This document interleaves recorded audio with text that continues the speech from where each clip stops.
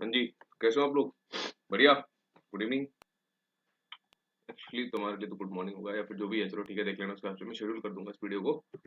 तो स्टार्ट करते हैं हमारा chapter number 3, NCERT of 12th class.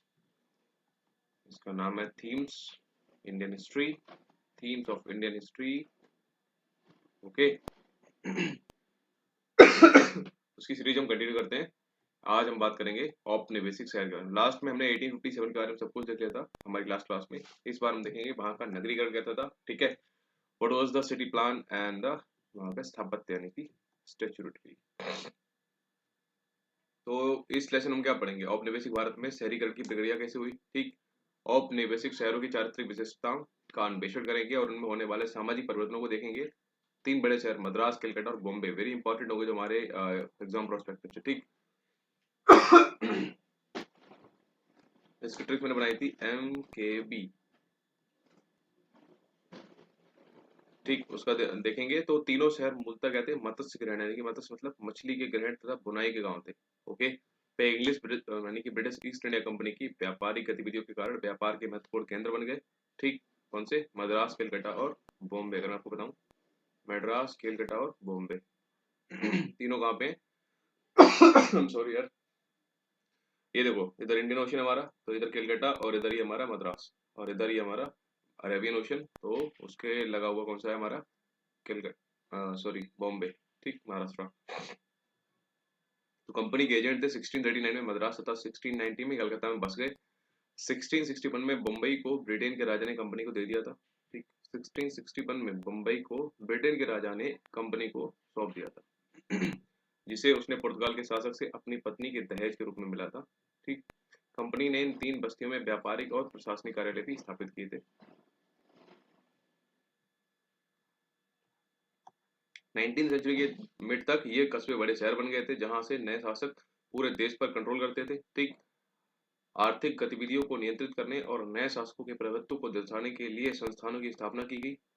Indians ने इन शहरों में राजनीतिक प्रभुत्व का नए तरीकों से एक्सपीरियंस किया।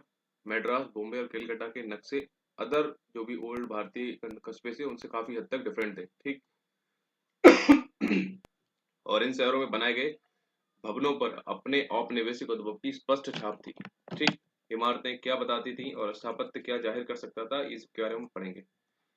याद रखिए कि स्थापत्य हमारे विचारों को पत्थर, ईंट, लकड़ी या प्लास्टर के माध्यम से आकार देने में हेल्पफुल होता है।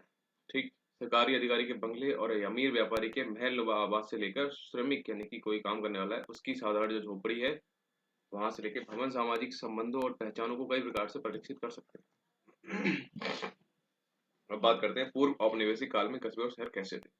तो इससे पहले कि हम औपनिवेशिक काल में शहरों के विकास का अन्वेषण करें तो हम ब्रिटिश शासन के पहले की सेंचुरीज के जो ब्रिटिश रूल से पहले के जो हमारे शहर थे उन पे देखते हैं। तो कस्बों को उनको चरित्र कैसे मिला? कस्बों को जनरली क्या होता है, ग्रामीण इलाकों की विपरीत परिभाषित किया जा सकता था और वे विशिष्ट प्रकार की आर्थिक गतिविधियों और संस्कृतियों के प्रतिनिधि बनकर उभरे। ठीक, लोग ग्रामीण अंचलों में खेती, जंगलों में संग्रहण या पशुपालन के द्वारा जीवन जीते थे। ठीक, जंगल में खेती करते थे, संग्रहण करते थे और पशुपालन करते थे। कस्बा में लोग क्या करते थे? शिल्पकारी, ट्रेडर्स, प्रशासक और रूलर रहते थे। कस्बों का ग्रामीण जनता पर प्रभुत्व रहता था, आज भी है और वे खेती से प्राप्त करो और अधिशेष के आधार पर फलते फूलते थे। कौन? कस्बे वाले। ठीक, अक्सर कस्बों और शहरों की किलेबंदी की जाती थी जो ग्रामीण क्षेत्रों से इनकी पृथकता को चिन्हित करती थी कि अगर मान लो ये सिटी है और इधर विलेज है तो यहाँ पे किलेबंदी करती। फिर भी कस्बों और गांव के बीच की पृथकता अनिश्चित होती थी। ठीक, मतलब कोई डिफाइन नहीं थी, अनिश्चित थी। किसान तीर्थ करने के लिए लंबी दूरियां तय करते थे और कस्बों से होकर गुजरते थे तो वे काल के समय कस्बों में भी जमा हो जाते थे। इसके अतिरिक्त लोग और माल का कस्बों से गांव की ओर विपरीत गमन भी था। जब कस्बों पर अटैक होते थे तो लोग अक्सर ग्रामीण क्षेत्रों में शरण लेते थे। जैसे कि अभी क्या हुआ, कोविड-19 अटैक हुआ तो लोग कस्बों से कहाँ चले गए? गाँव में। अभी ये है हमारा डिजीज का अटैक, बाकी उस टाइम पे होता था हमारा जनरली अटैक जो भी एक दूसरे के ऊपर करते थे। ठीक, व्यापारी और फेरी वाले कस्बों से माल गांव लेके जाकर बेचते थे जिसके द्वारा बाजारों का फैलाव और उपभोग की नई शैलियों का सृजन होता था। ठीक, यहाँ पे ये बताया गया है कि भाई ग्रामीण क्षेत्रों के पलायन कैसे हुआ था। तो 1857 में ब्रिटिश सेना द्वारा शहर पर जब मतलब अधिकार कर लिया, कंट्रोल कर लिया, उसके बाद दिल्ली के लोगों ने क्या किया, तो शायर मिर्जा गालिब इन्होंने इस प्रकार लिखा कि दुश्मन को पराजित और भगा देने के बाद जो विजेता थे यानी कि ब्रिटिशर्स ने सभी दिशाओं से शहर को उजाड़ दिया। ठीक, ये सिटी है तो चारों तरफ से उजाड़ दिया कि लोग जा ना पाए। ठीक, जो सड़क पर मिले उन्हें काट दिया गया। 2 से 3 दिनों तक कश्मीरी गेट से चांदनी चौक तक शहर की हर सड़क युद्ध भूमि बनी थी। I was travelling to like flight थी मेरी थोड़ी देर पहले, तो उसमें जब मैंने ऑटो लिया था मॉर्निंग में, तो वो बता रहा था जब मेरे को वो टर्मिनल 2 पे ले जा रहा था, तो वो बता रहा था कि ये जो सड़क है, मतलब ऑटो वाला था, यहाँ पर 1947 के टाइम पे ब्लड बहा था। अभी वो 1947 की बात कर रहा था या फिर 1857, मुझे वो नहीं पता, या उसको भी शायद श्योर नहीं होगा। तो वो ये सब बता रहे थे कि यार वहाँ पे ब्लड रहा है, लिटरली ब्लड बह रहा था। तो 3 द्वार, अजमेरी गेट, तुर्कमान और दिल्ली अभी भी विद्रोहियों के कब्जे में था। इस प्रतिशोधी आक्रोश तथा घृणा के नंगे नाच से लोगों के चेहरों का रंग उड़ गया और बड़ी संख्या में पुरुष और महिलाएं इन तीनों द्वारों से हड़बड़ाकर पलायन करने लगे। तो शहर के बाहर छोटे गांव और देवस्थलों में शरण लेन अपनी वापसी के अनुकूल समय का इंतजार करते थे। 16 और 17 सेंचुरी में मुगलों द्वारा बनाए गए शहर जनसंख्या के केंद्रीकरण, अपने विशाल भवन, अपनी शाही शोभा व समृद्धि के लिए प्रसिद्ध थे। आगरा, दिल्ली और लाहौर शाही प्रशासन और सत्ता के इम्पोर्टेंट केंद्र थे। ठीक, मनसबदार और जागीरदार जिन्हें साम्राज्य के अलग अलग भागों में क्षेत्र दिए गए थे, जनरली इन शहरों में अपने आवास रखते थे। ठीक, इन सत्ता केंद्रों में आवास एक अमीर की स्थिति और प्रतिष्ठा का सिग्निफिकेंट था। इन केंद्रों में सम्राट और कुलीन वर्ग की उपस्थिति के कारण वहाँ कई प्रकार की सेवाएं प्रदान करना इम्पोर्टेंट था। शिल्पकार कुलीन वर्ग के परिवारों के लिए विशिष्ट हस्तशिल्प का उत्पादन करते थे। ग्रामीण अंचलों से शहर के बाजारों में निवासियों और सेना के लिए अनाज लाया जाता था। ठीक, राजकोष भी शाही राजधानी में ही स्थित था, इसलिए राज्य का राजस्व भी नियमित रूप से कैपिटल में ही आता रहता था। ठीक, सम्राट कहाँ रहता था? एक किलेबंद महल में रहता था और नगर एक दीवार से घिरा होता था जिसमें अलग अलग द्वारों से आने जाने पर कंट्रोल रखा जाता था। नगरों के भीतर उद्यान, मस्जिदें, मंदिर, मकबरे, महाविद्यालय यानी कि यूनिवर्सिटीज, बाजार, कारवां, सराय एक्सेट्रा ये सब होती थी। ठीक, नगर का ध्यान महल और मुख्य मस्जिद की ओर होता था। अब दक्षिण भारत के नगरों जैसे मदुरई थे, कांचीपुरम थे, इनमें मुख्य केंद्र था मंदिर। ठीक, ये नगर महत्वपूर्ण व्यापारिक केंद्र भी थे। धार्मिक त्योहार अक्सर मेलों के साथ होते थे जिससे तीर्थ और व्यापार जुड़ जाते थे। जनरली शासक धार्मिक संस्थानों का सबसे ऊंचा प्राधिकारी और मुख्य संरक्षक होता था। समाज और शहर में अन्य समूहों और वर्गों का स्थान शासक के साथ उनके संबंधों में तय होता था। मध्यकालीन शहरों में शासक वर्ग के वर्चस्व वाली सामाजिक व्यवस्था में हर एक से अपेक्षा की जाती थी कि उसे समाज में अपना स्थान पता हो। उत्तर भारत में इस व्यवस्था को बनाए रखने का कार्य कोतवाल नामक राजकीय अधिकारी का होता था जो नगर में आंतरिक मामलों पर कंट्रोल रखता था और कानून व्यवस्था बनाए रखता था। अभी देखो 18th सेंचुरी में क्या चेंजेस हुए, उससे पहले हम बात कर लेते हैं दिल्ली के कोतवाल के बारे में। तो क्या आप जानते हैं कि हमारे पहले प्रधानमंत्री जवाहरलाल नेहरू के दादा गंगाधर नेहरू 1857 के विद्रोह से पहले दिल्ली के कोतवाल हुआ करते थे। इस बारे में तो ये सब 18th सेंचुरी में सब बदलने लगा। पॉलिटिकल और ट्रेडर्स पुनर्गठन के साथ पुराने पुराने नगर पतनोन्मुख मतलब कि खत्म हो गए और नए नगरों का विकास होने लगा। मुगल सत्ता के क्रमिक क्षरण के कारण ही उसके शासन से संबद्ध नगरों का अवसान हो गया। मुगल राजधानी जो थी दिल्ली और आगरा ने अपना राजनीतिक प्रभुत्व खो दिया था। नई क्षेत्रीय ताकतों का विकास, क्षेत्रीय राजधानी लखनऊ, हैदराबाद, श्रीरंगपट्टनम, पूना, आज का पुणे जो है हमारा, ठीक, नागपुर, बड़ौदा और तंजौर, ठीक, इनके बढ़ते महत्व में परिलक्षित हुआ। ट्रेडर्स एक सेकंड, हाँ जी, तो व्यापारी, शिल्पकार तथा अन्य लोग पुराने मुगल केंद्र से इन नई राजधानी की ओर काम तथा संरक्षण की तलाश में आने लगे। ठीक, नए राज्यों के बीच निरंतर लड़ाइयों का परिणाम यह था कि भाड़े के सैनिकों को भी यहाँ तैयार रोजगार मिलता था। कुछ स्थानीय विशिष्ट लोगों तथा उत्तर भारत में मुगल साम्राज्य से संबद्ध अधिकारियों ने भी इस अवसर का उपयोग कस्बे और गंज जैसी नई शहरी बस्तियों को बसाने में किया। बट राजनीतिक विकेंद्रीकरण के प्रभाव सब जगह एक जैसे नहीं थे। कई स्थानों पर नए सिरे से आर्थिक गतिविधियां बढ़ी, कुछ अन्य स्थानों पर युद्ध, लूटपाट तथा राजनीतिक अनिश्चितता आर्थिक पतन में परिणत हुई। कस्बा क्या था? कस्बा था ग्रामीण अंचल में एक छोटे नगर को कहा जाता है। आज की डेट में इसको टाउन बोलते हैं ना। एक गांव होता है, एक शहर होता है, बीच में जो होता है ना, वो हमारा कस्बा होता है, जो सामान्यतः स्थानीय विशिष्ट व्यक्ति का केंद्र होता है। गंज क्या होता है? एक छोटे स्थायी बाजार को कहते हैं, ठीक। कस्बा और गंज दोनों कपड़ा, फल, सब्जी तथा दूध उत्पादों से संबद्ध थे। विशिष्ट परिवारों तथा सेना के लिए सामग्री उपलब्ध कराते थे कौन? ये गंज।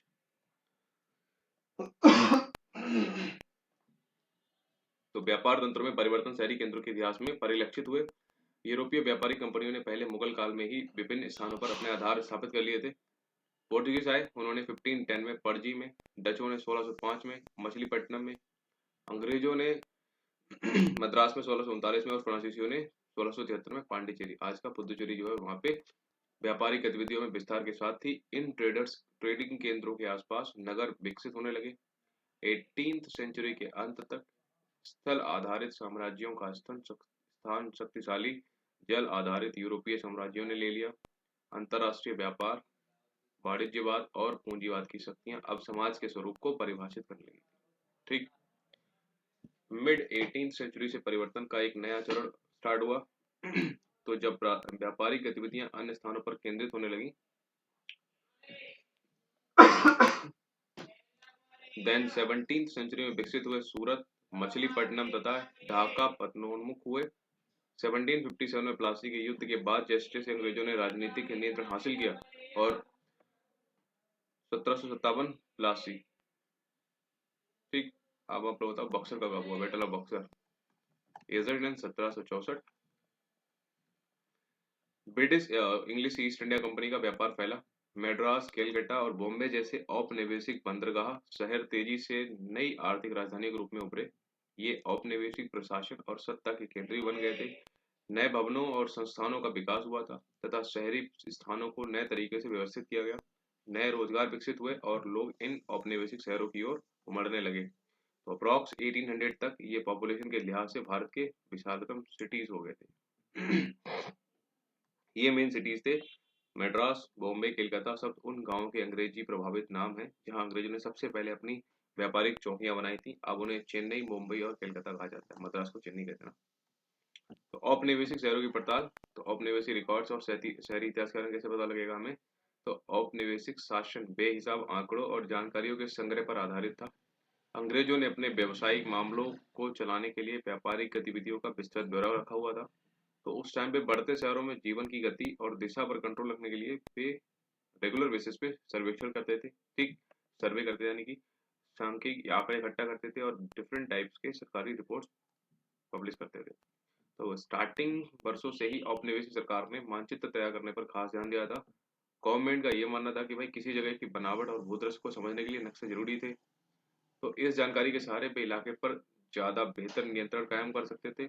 जब शहर बढ़ने लगे तो न केवल उनके विकास की योजना तय करने के लिए बल्कि वहां के व्यवसाय को भी विकसित करने और अपनी सत्ता यानी कि अपनी जो भी पार्टी पॉलिटिकल जो भी उनका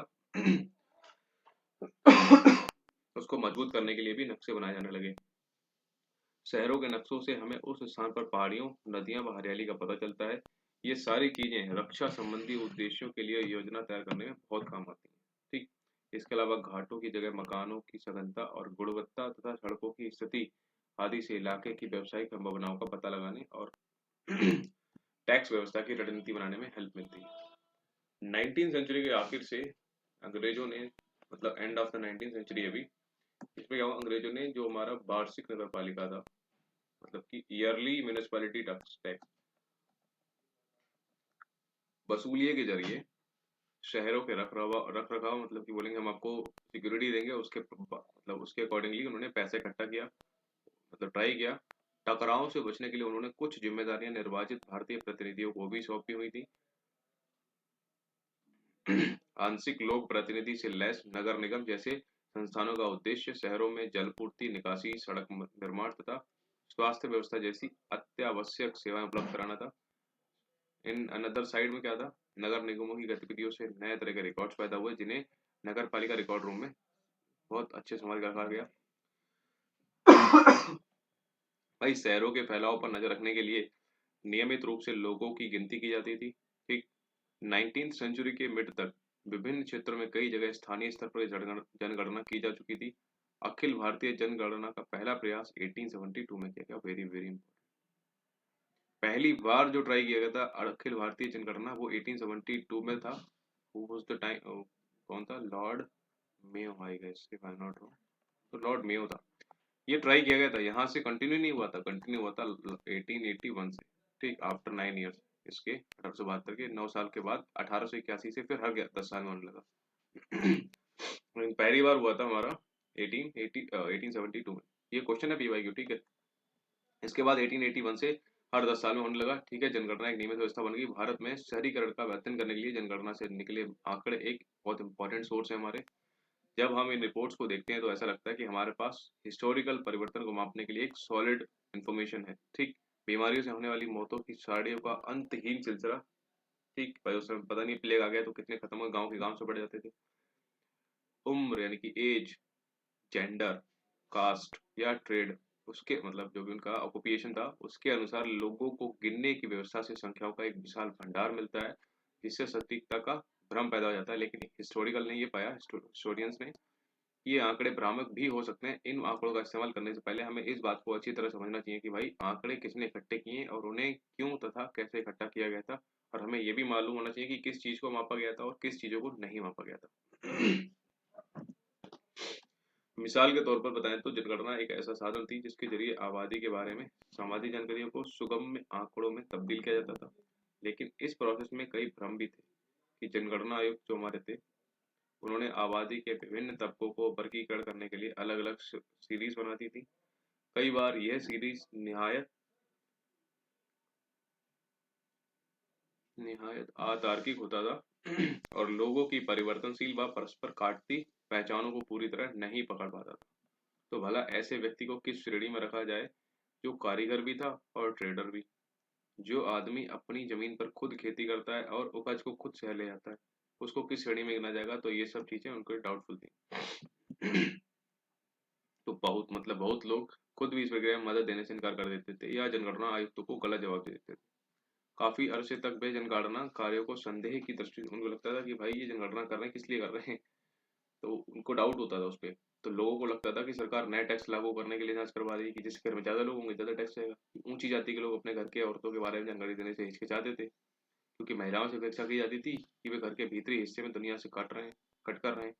उनके बारे में सार्वजनिक दृष्टि या सार्वजनिक जांच को सही नहीं माना जाता था।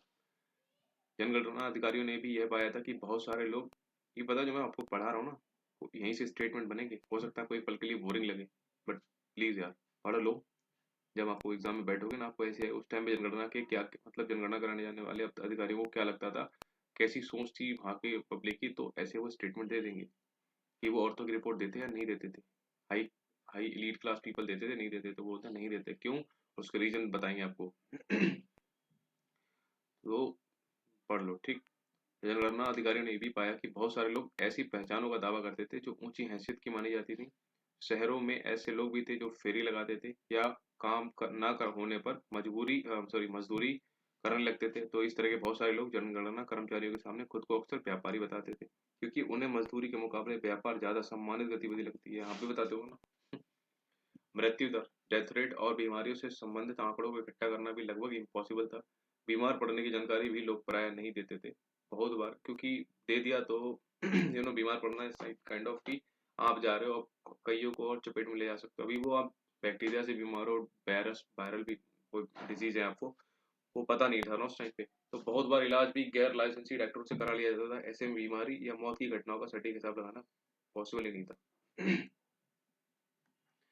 नक्शे भाई क्या बताते हैं क्या छुपाते हैं? तो सर्वेक्षण पद्धतियों के विकास, सटीक वैज्ञानिक औजारों और ब्रिटिश सही जरूरतों की वजह से मानचित्रों को बड़ी सावधानी के साथ तैयार किया जाता था। सर्वे ऑफ इंडिया का सर्वेक्षण कब हुआ था? 1878 में उसमें किया गया था। और उस समय तैयार किए गए नक्शे से हमें काफी सारी जानकारी तो मिलती है, साथ ही अंग्रेज शासकों की सोच में निहित भेदभाव भी उजागर हो जाता है। मसलन शहर में गरीबों की बड़ी बड़ी बस्तियों पर अच्छा, शहर में गरीबों की बड़ी बड़ी बस्तियों को नक्शे पर चिन्हित ही नहीं किया गया, क्योंकि शासकों के लिए उनका इम्पोर्टेंस ही नहीं था। तो एज एन रिजल्टेड यह मान लिया गया कि नक्शे पर मौजूद ये रिक्त स्थान अन्य विकास योजनाओं के लिए पॉसिबल मतलब अवेलेबल हैं। तो जब इन योजनाओं को शुरू किया गया तो वहां से गरीबों को हटा दिया जाता था। देख रहे हो, कहने का मतलब यही है कि इतिहासकारों को जनगणना जैसे सोर्सेज का भारी हिदायत से इस्तेमाल करना पड़ता है। उन्हें जनगणना के पीछे निहित संभावित पूर्वाग्रहों को ध्यान में रखते हुए इन संख्याओं की सावधानी से पड़ताल करनी चाहिए और ये समझना चाहिए कि ये संख्याएं क्या नहीं बता रही हैं, मगर जनगणना और नगरपालिका जैसे संस्थानों के सर्वेक्षण, मानचित्रों और रिकॉर्डों के सहारे औपनिवेशिक शहरों का पुराने शहरों के मुकाबले ज्यादा विस्तार से अध्ययन किया जा सकता है। बदलाव के रुझान के बारे में बात करते हैं तो जनगणनाओं का सावधानी से अध्ययन करने पर कुछ दिलचस्प रुझान सामने आते हैं। सन 1800 के बाद हमारे देश में शहरीकरण की रफ्तार धीमी रही। कंप्लीट 19th सेंचुरी और 20th सेंचुरी के पहले 2 दशकों तक देश की कुल आबादी में शहरी आबादी का हिस्सा बहुत मामूली और मतलब कांस्टेंट रहा। ठीक, 1900 से 1940 के बीच 40 सालों के दरमियान के शहरी आबादी 10% से बढ़कर लगभग 13% बढ़ गई, 10 से 30%। अब ये अपरिवर्तनशीलता के नीचे विभिन्न क्षेत्रों में शहरी विकास के जो रुझान थे उल्लेखनीय हैं। उतार चढ़ाव छुपे छिपे हुए हैं भाई। छोटे कस्बों के पास आर्थिक रूप से विकसित होने के मौके ज्यादा नहीं थे। ठीक, दूसरी तरफ कैलकाटा, बॉम्बे और मद्रास तेजी से फैले, क्यों? वहां पे ट्रेडिंग वगैरह चल रही थी और वो विशाल शहर बन गए। कहने का मतलब ये है कि भाई नए व्यावसायिक एवं प्रशासनिक केंद्रों के रूप में इन तीन शहरों के पनपने के साथ साथ कई दूसरे तत्कालीन शहर कमजोर भी पड़ते जा रहे थे। ओके, तो औपनिवेशिक अर्थव्यवस्था का केंद्र होने के नाते ये शहर भारतीय सूती कपड़े जैसे निर्यात उत्पादों के लिए संग्रह डिपो थे। बट इंग्लैंड में हुई इंडस्ट्रियल रिवॉल्यूशन के बाद इस प्रवाह की दिशा बदल गई और इन शहरों में ब्रिटेन के कारखानों में बनी चीजें उतरने लगी थी। ठीक, कौन से? ये हमारे बॉम्बे, कलकत्ता और मद्रास वगैरह में। तो भारत से तैयार माल के बजाय कच्चे माल का यहाँ से एक्सपोर्ट होने लगा था। इस आर्थिक गतिविधि का स्वरूप ऐसा था कि भाई उसने औपनिवेशिक शहरों को देश के परंपरागत शहर और कस्बों से बिल्कुल अलग खड़ा कर दिया। ठीक, ये इंपॉर्टेंट है। 1853 में रेलवे की स्टार्टिंग हुई थी। इसने शहरों की काया पलट कर रख दी। आर्थिक गतिविधियों को का केंद्र परंपरागत शहरों से दूर जाने लगा क्योंकि ये शहर पुराने मार्ग और नदियों के समीप थे। हर एक रेलवे स्टेशन कच्चे माल का संग्रह केंद्र और आयातित वस्तुओं का वितरण बन गया। यानी कि हमारी जगह थी, हमारा इंडिया, यहाँ पे प्रोडक्शन करेंगे, कच्चा माल मिलेगा, उनको रॉ मटेरियल भेजेंगे, एक्सपोर्ट करेंगे, वहां से जो तो इनको मिल गया कच्चा माल बनाने के लिए आइटम हमारे पास से, वहां गए फैक्ट्री में रीसेट किया, जो भी मैन्युफैक्चर करके जो भी आइटम बनाया वहां से आके इंडिया ही उनके लिए मार्केट भी बन गया था कि इंडिया में ला के उनको बेच देते थे। ठीक, तो समझ रहे हो कैसे खेलते थे। उदाहरण के लिए गंगा के किनारे स्थित मिर्जापुर दक्कन से कपास और सूती वस्त्रों के संग्रह का केंद्र था, जो बॉम्बे तक जाने वाली रेलवे लाइन के अस्तित्व में आने के बाद अपनी पहचान खोने लगा था। तो रेलवे नेटवर्क के विस्तार के बाद रेलवे वर्कशॉप्स और रेलवे कॉलोनी की भी स्थापना शुरू हो गई। जमालपुर, ग्वालियर और बरेली जैसे रेलवे नगर उस टाइम पर अस्तित्व में आ गए थे।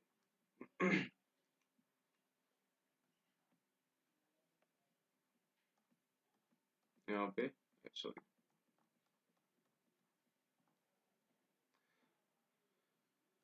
अब ये देखा है भारत में शहरीकरण 1881 से 1942 के बीच में, तो साल में कैसे यहाँ पे बराबरी मतलब आबादी का परसेंटेज कैसे बढ़ा था, वही बता रहे हैं। छोड़ो, ये बढ़ते हैं। नए शहर कैसे थे भाई? तो बंदरगाह यानी कि पोर्ट्स हमारे, ये किले और सेवाओं के केंद्र। तो 18वीं सेंचुरी तक मद्रास, कलकत्ता, बॉम्बे महत्वपूर्ण बंदरगाह बन चुके थे। ठीक, यहाँ जो आबादियां बसी वे चीजों के संग्रह के लिए काफी उपयोगी साबित हुई। तो ईस्ट इंडिया कंपनी ने अपने कारखाने यानी कि जो भी उनका मतलब यहाँ पे अपना सामान माल गुड्स वगैरह को रखते थे इन्हीं बस्तियों में बनाए और यूरोपीय कंपनियों के बीच प्रतिस्पर्धा यानी कि कंपटीशन के कारण सुरक्षा के उद्देश्य से इन बस्तियों की किलेबंदी शुरू करती थी। ठीक, ये हमारा यहाँ से स्टार्ट होता है मिडावल स्ट्रीट लगभग। तो इन बस्तियों की किलेबंदी पर कर दी। तो मद्रास में फोर्ट सेंट जॉर्ज, कैलकाटा में फोर्ट विलियम, ठीक, ये बॉम्बे में फोर्ट, ये नाम याद रख लो ना, कैलकाटा में फोर्ट विलियम, मद्रास का फोर्ट सेंट जॉर्ज। अभी आपको बताऊंगा जब मुगल वाला बताऊंगा तब। ये इलाके ब्रिटिश आबादी के रूप में जाने जाते थे। यूरोपीय व्यापारियों के साथ लेन देन चलाने वाले भारतीय व्यापारी, कारीगर और कामगार इन किलों के बाहर अलग बस्तियों में रहते थे। यूरोपीय और भारतीयों के लिए शुरू से ही अलग क्वार्टर बनाए गए थे। उस समय के लेखक में इन्हें व्हाइट टाउन यानी कि गोरा शहर और ब्लैक टाउन यानी कि काला शहर के नाम से उद्धृत किया जाता था। व्हाइट टाउन यानी कि for Britishers, black town for Indians. तो राजनीतिक सत्ता अंग्रेजों के हाथ में आ जाने के बाद यह असली फर्क और भी तीखा हो गया। ठीक, तो 19वीं सेंचुरी के मिड में रेलवे के फैलते नेटवर्क ने इन शहरों को शेष कंप्लीट इंडिया से जोड़ दिया और उसका ये नतीजा हुआ कि भाई यहाँ जहाँ से कच्चा माल और मजदूर आते थे, ऐसे देहाती और दूर दराज इलाके भी इन बंदरगाह शहरों से गहरे तौर पर जुड़ने लगे, क्योंकि कच्चा माल एक्सपोर्ट के लिए इन शहरों में आता था और सस्ते श्रम की कोई कमी नहीं थी, इसलिए वहाँ कारखाने लगाना इजी था। 1850 के दशक के बाद भारतीय व्यापारी और उद्यमियों ने बॉम्बे में सूती कपड़ा की मिलें लगाई थी। ठीक, कलकत्ता के बाहर इलाके में यूरोपियों के स्वामित्व वाली जूट की मिलें खोली गई थी कलकत्ता में, क्योंकि वहाँ पे जूट वगैरह बंगाल वगैरह में बहुत होता है, बांग्लादेश वगैरह में। ठीक, और ये भारत में आधुनिक औद्योगिक विकास की स्टार्टिंग थी। कुछ ठीक करना है आप लोगों को। हालांकि कलकत्ता, बॉम्बे और मद्रास इंग्लिश कारखानों के लिए कच्चा माल बेचते थे और पूंजीवाद जैसे आधुनिक आर्थिक ताकतों के बल पर मजबूती से सामने आ चुके थे। ठीक, लेकिन उनकी अर्थव्यवस्था मुख्य रूप से फैक्ट्री पर जो भी प्रोडक्शन होता है उस पर डिपेंडेंट नहीं थी। इन शहरों की ज्यादातर कामकाजी आबादी उस श्रेणी में आती थी जिसे अर्थशास्त्री टर्सरी सेक्टर, आपको बताया ना, सेवा सेक्टर, प्राइमरी, सेकेंडरी और टर्सरी। प्राइमरी आता हमारा रॉ मटेरियल, सेकेंडरी हमारा प्रोसेस्ड यानी कि हमारी इंडस्ट्रीज वगैरह जो रॉ मटेरियल को कुछ प्रोसेस करके बनाएंगी। और मान लो यहाँ पे आलू, रॉ मटेरियल हमारा आलू है, आलू को फैक्ट्री में ले गए, लेस का चिप्स बन गया, चिप्स बन गया, अभी चिप्स को ट्रांसपोर्ट करना है। ठीक, तो ट्रांसपोर्ट का काम कौन करेगा? सर्विस सेक्टर करेगा, वो टर्सरी सेक्टर हमारा। इसके एग्जांपल आते हैं भाई, और कुछ नहीं आता। उस समय यहाँ सही मायनों में केवल दो औद्योगिक शहर थे। ठीक, एक कानपुर और दूसरा जमशेदपुर। कानपुर में चमड़े की चीजें, ऊनी और सूती कपड़े बनते थे, जो यूपी में है। जमशेदपुर झारखंड में है। जबकि जमशेदपुर स्टील प्रोडक्शन के लिए विख्यात था। भारत कभी भी एक मॉडर्न इंडस्ट्रियल कंट्री नहीं बन पाया, क्योंकि पक्षपातपूर्ण औपनिवेशिक नीतियों ने हमारे इंडस्ट्रियल डेवलपमेंट को आगे ही नहीं बढ़ने दिया। कलकत्ता, बॉम्बे और मद्रास बड़े शहर तो बने, लेकिन इससे औपनिवेशिक भारत की समूची अर्थव्यवस्था में कोई नाटकीय इजाफा नहीं हुआ। एक नया शहरी परिवेश कैसा था? तो औपनिवेशिक शहर नए शासकों की वाणिज्यिक संस्कृति को प्रतिबिंबित करते थे। राजनीतिक सत्ता और संरक्षण जो था भारतीय शासकों के स्थान पर अब किसने लेता? ब्रिटिश ईस्ट इंडिया उनको सिक्योरिटी देने लगी थी। ठीक, दुभाषी बिचौलिए यानी कि व्यापारी और माल आपूर्तिकर्ता के रूप में काम करने लगे थे, और भारतीयों का भी इन शहरों में एक इम्पोर्टेंट प्लेस था।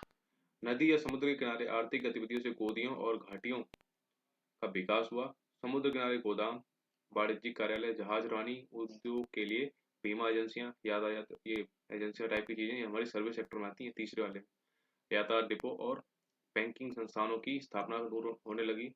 कंपनी के मुख्य प्रशासकीय कार्यालय समुद्र तट से दूर बनाए गए। कैलकाटा में स्थित रॉयटर्स बिल्डिंग इसी तरह का एक दफ्तर हुआ करती थी। यहाँ राइटर्स का आशय क्लर्कों से था।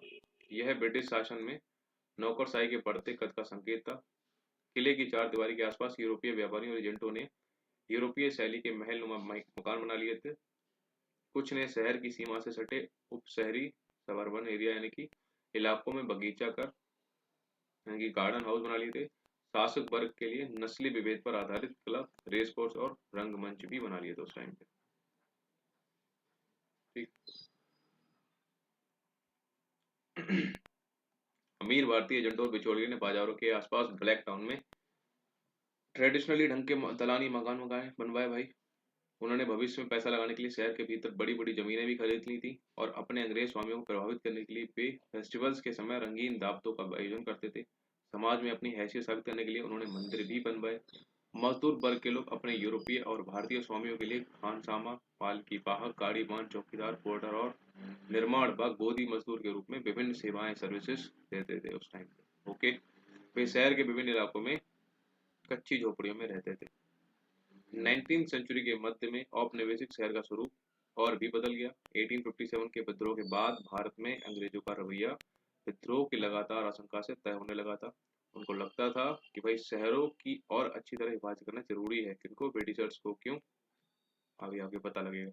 और अंग्रेजों को देसी यानी कि नेटिवों के खतरे से दूर ज्यादा सुरक्षित व सेपरेट बस्तियों में रहना चाहिए।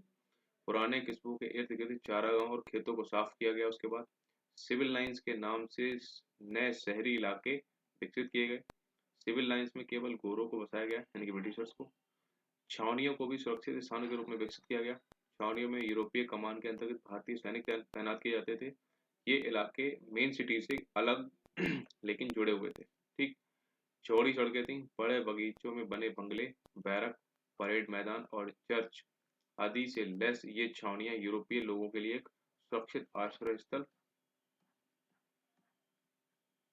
तो थी ही, भारतीय कस्बों की घनी और बेतरतीब बसावट के विपरीत व्यवस्थित शहरी जीवन का एक नमूना भी थी।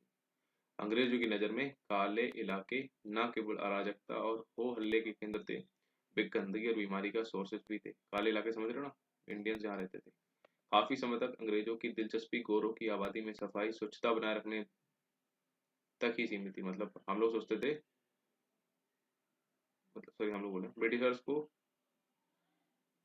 गलत लिख दिया क्या, देखते हैं अभी, सीमित थी, लेकिन जब हैजा और प्लेग जैसी महामारियां फैली और हजारों लोग मारे गए तो औपनिवेशिक अफसरों को स्वच्छता व सार्वजनिक स्वास्थ्य के लिए ज्यादा बड़े कदम उठाने की जरूरत पड़ी। ठीक है, उनको भय था कि कहीं ये बीमारियां ब्लैक टाउन से व्हाइट टाउन में ना फैल जाएं।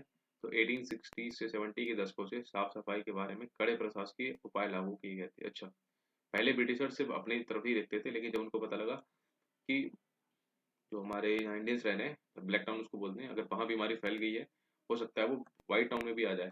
ठीक, ट्रांसफर ना हो जाए, इसलिए उन्होंने, फिर ब्रिटिशर्स की मजबूरी थी कि इसके साथ साफ कराने के साथ साथ ब्लैक टाउन को भी उनको सफाई दिलानी होगी। ठीक, तो 1860 से 60 से 70 के दशकों से साफ सफाई के बारे में कड़े प्रशासकीय उपाय लागू किए गए और भारतीय शहरों में निर्माण गतिविधियों पर अंकुश लगाया गया। लगभग इसी समय भूमिगत पाइप आधारित जलपूर्ति, निकासी और नाली व्यवस्था भी निर्मित की गई। इस प्रकार भारतीय शहरों को नियमित व नियंत्रित करने के लिए स्वच्छता निगरानी भी एक अहम तरीका बन गया था। पहला हिल स्टेशन, तो छावनियों की तरह हिल स्टेशन पर्वतीय शहर आपको पता ही है, औपनिवेशिक शहरी विकास का एक खास पहलू थी। हिल स्टेशनों की स्थापना और बसावट का संबंध संबंध सबसे पहले ब्रिटिश सेना की जरूरतों से मिला था। शिमला, करंटली जो शिमला हमारा, की स्थापना गोरखा वॉर 1815 से 1815 से 16 के बीच के दौरान हमने नेपाल से लिया था। अंग्रेज मराठा 1818 युद्ध के कारण अंग्रेजों की दिलचस्पी माउंट आबू में बनी, जबकि दार्जिलिंग को 1835 में सिक्किम के राजाओं से छीन लिया गया। तो ये हिल स्टेशन फौजियों को ठहराने, सरहद की चौकसी करने और दुश्मन के खिलाफ हमला बोलने के लिए वेरी इंपॉर्टेंट प्लेस थे। ठीक, तो भारतीय पहाड़ों की मृदु और ठंडी जलवायु को फायदे की चीज माना जाता था। खास तौर से मस्त लग रहा है ना यार, शिमला के औपनिवेशिक मकान का चित्र ये सर जॉन मार्शल का देख रहे हो। तो ठंडी जलवायु को फायदे की चीज माना जाता था, खास तौर से इसलिए कि अंग्रेज गर्म मौसम को बीमारियां पैदा करने वाले मानते थे। उन्हें गर्मियों के कारण हैजा और मलेरिया की सबसे ज्यादा आशंका रहती थी। वे फौजियों को इन आशंकाओं सॉरी इन बीमारियों से दूर रखने की पूरी कोशिश करते थे। सेना की भारी भरकम मौजूदगी मौजूदगी के कारण ये स्थान पहाड़ियों में एक नई तरह की छावनी बन गए। इन हिल स्टेशनों को सैनिटोरियम के रूप में भी डेवलप किया गया था।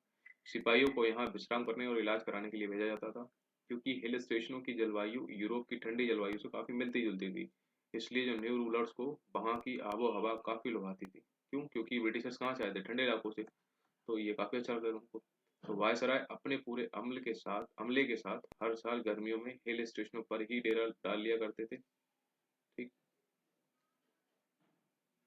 1864 में वायसराय जॉन लॉरेंस ने अधिकृत रूप से अपनी काउंसिल शिमला में स्थानांतरित कर दी और इस तरह गर्म मौसम में राजधानियां बदलने के सिलसिले पर विराम लग गया। 1864 के बाद राजधानियां नहीं बदली। ठीक, शिमला भारतीय सेना के कमांडर इन चीफ प्रधान सेनापति का भी अधिकृत आवास बन गया। तो हिल स्टेशन ऐसे अंग्रेजों और यूरोपियन के लिए भी आदर्श स्थान थे, जो अपने घर जैसी मिलती जुलती बस्तियां बसाना चाहते थे। उनकी इमारतें यूरोपीय शैली की होती थी। अलग अलग मकानों के बाद एक दूसरे से कटे विला और बागों के बीच में स्थित कॉटेज बनाए जाते थे। एंग्लिकन चर्च और शैक्षणिक संस्थान एंग्लो आदर्श का प्रतिनिधित्व करते थे। सामाजिक दावत यानी कि सोशल दावत होती थी पूरी, चाय बैठक, ठीक, पिकनिक, डिनर, मेले, रेस और रंगमंच जैसी घटनाओं के रूप में यूरोपियों का सामाजिक जीवन भी एक खास किस्म का था। तो रेलवे के आने से ये पर्वतीय सैरगाहें बहुत तरह के लोगों की पहुंच में आ गई। अब भारतीय भी वहां जाने लगे, कहाँ? हिल स्टेशन पे। उच्च और मध्यवर्गीय लोग, महाराजा, वकील और ट्रेडर्स की सैर सपाटे के लिए इन स्थानों पर जाने लगे। वहां उन्हें शासक यूरोपीय अभिजन के निकट होने का संतोष मिलता था। हिल स्टेशन औपनिवेशिक अर्थव्यवस्था के लिए भी इम्पोर्टेंट थे। इनके पास के इलाकों में चाय और कॉफी बागानों की स्थापना से मैदानी इलाकों से बड़ी संख्या में मजदूर वहां आने लगे। इसका नतीजा यह हुआ कि अब हिल स्टेशन केवल यूरोपीय लोगों की ही सैरगाह नहीं रह गए थे, हम लोग भी जाने लगे। ठीक। नए शहरों में सामाजिक जीवन कैसा था? तो जनरली कितना हो गया टाइम? अरे यार 35 मिनट हो गया। एक मिनट देखता हूँ कितने मिनट हो गए।